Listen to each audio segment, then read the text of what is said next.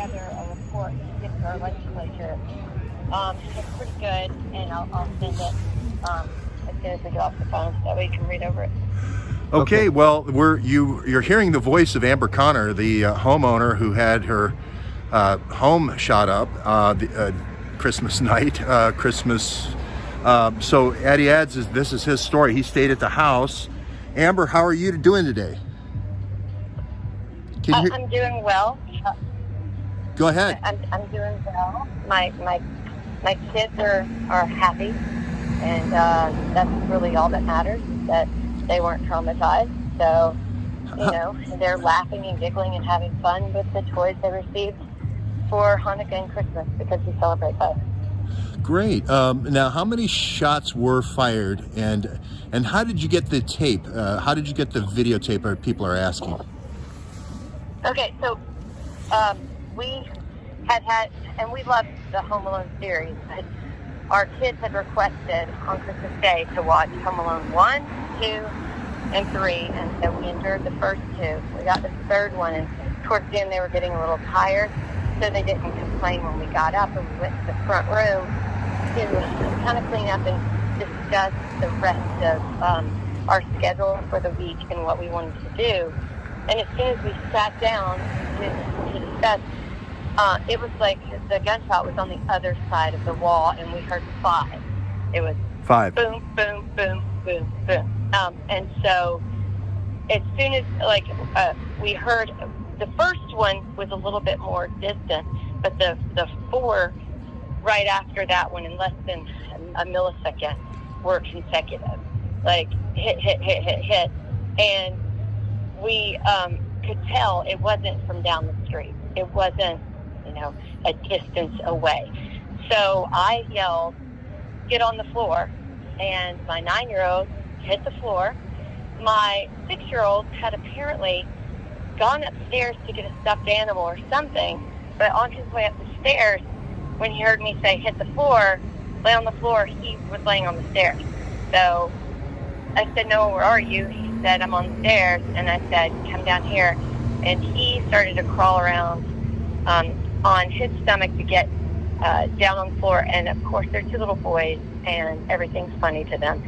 So at that moment, I knew they were okay, because they were laughing and like kind of crawling on their belly. So I was like, okay, they're fine. But at that same time, my husband took off outside the back door so he could jump the fence to see what the car looked like. And by the time he got out there, the car had rounded around from Sumlin Avenue to Wood Street, and he could not see it. And so he came back in, and I called 911, and within not even 10 minutes, they were already at our house, because we live right around the corner from Zone 1 precinct, so that was very good. But they were there in less than 10 minutes. My husband was outside. They were looking for shell casings. It was dark by then. A lot of the neighbors came out, and they were asking a bunch of questions. We were trying to figure out, what was going on. And I went inside. I was inside, and I went up to our master bedroom, where we have the connection and the kind of the TV viewing of our security cameras. And I started to pull it up to do the playback. And I think that's when they were outside and they saw the hole that was visible from the outside that was in the siding. And so my husband came in as officers still looking for the casings, and we pulled the dresser back, and that's when we saw the hole. And we were looking all over the floor for the shell casing as I was waiting for the security camera to rewind. And it was pretty dark, so the ones in the eaves, or in the top part of the roof line, we didn't see them at that point. We only saw one bullet, and I thought, that's very strange to only see one hole, because we heard 5 shots. That was, how could someone be that close? So then I thought, well, maybe the gun was just really loud and they were further away. But when I found it on the video camera, because we have like 8 cameras, and so I had to pull. At first, I had to find the one that would give us the best angle, and then I had to rewind and as I was doing that, I noticed that once I found it, you could see 2 muzzle shots, but on the actual footage, it's hard to see when I recorded it, to be able to record it on my phone. But on the actual monitor, you can see 2 faint ones before you see the 2 that are obvious.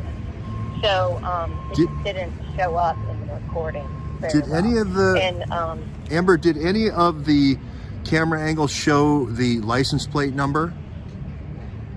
So whenever you couldn't make it out, and we're going to be getting an additional security system where you can actually zoom in.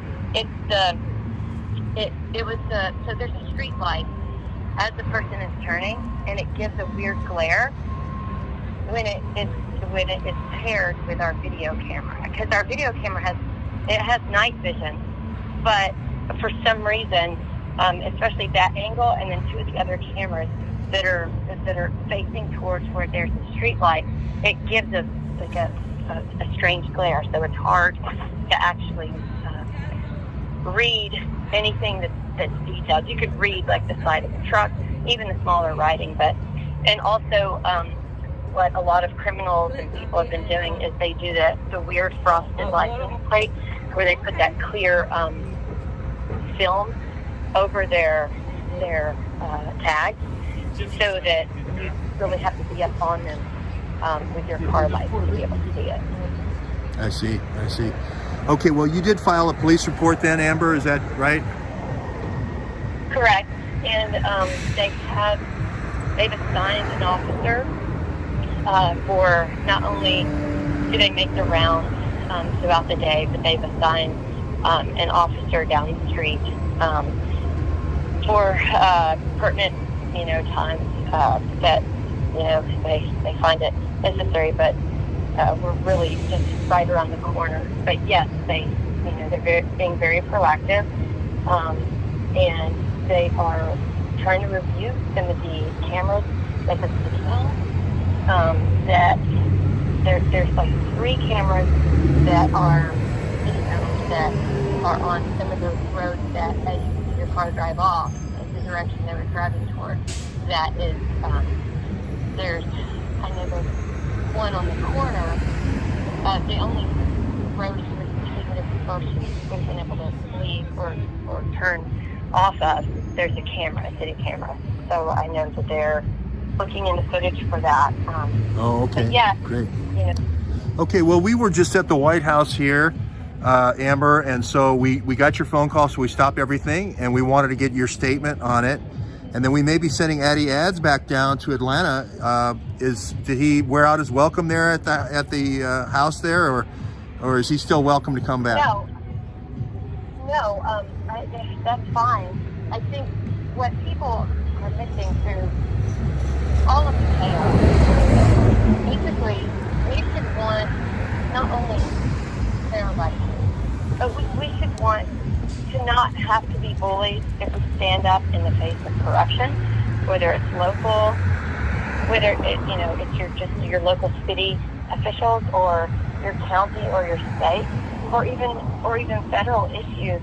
I mean, that's the reason we have the First Amendment, and I find it very odd that some of the people who claim to want to protect American citizens and they want to sit in a seat of power start to neglect a lot of our amendments, a lot of our beliefs here in America when it favors what they want. And so I'm disappointed at both sides of the aisle right now. I'm disappointed in the chaos and in the politicizing of everything, because basic rights in our Constitution is being ripped to shreds each and every day by people who like to spout things from one side of their mouth, but then on the other side of their mouth, that really their main priority is themselves. And those are called tyrants. And we as citizens should be joined together to make sure that tyrants don't get in a position of power and lie to us. So I think that picking apart what citizens witness and what people experience every day, to try to align it with your political leanings, it's very dangerous, because today you may be okay with ignoring a messenger or ignoring a fellow citizen that, might be dealing with something that's really quite disconcerting because you have a different belief system. But believe me, very soon you'll be experiencing the same thing. So these are things that we should put our bias aside, and we should really look for the truth, and we should pursue not having corruption in our political class. Well, Amber, thank you very much for your statement. You see the White House behind us. We're taking the testimony there. Hopefully people who have seen this and heard this will also forward it to the White House. Dan Scavino at the White House, Donald Trump. Hopefully we can get Donald Trump to realize that this is the kind of witness intimidation that's going on, whistleblower intimidation that's going on right in our country right now. This isn't somewhere else. This is right here, right now. And Addy, I just want to say thank you to you and your reporting, going there, spending time with the family, and you getting the footage up to bring this story to the White House. And that's what we're doing now, Amber, is we're taking your story to the White House right now. We hope everyone else retweets this to the president, retweets this to Dan Scavino, the communications director, anybody else that you know in the White House. Let's get this story to Donald Trump. Thanks everyone for joining us. Neighborhood News Studio, Addy Ads, and George Webb reporting from the White House.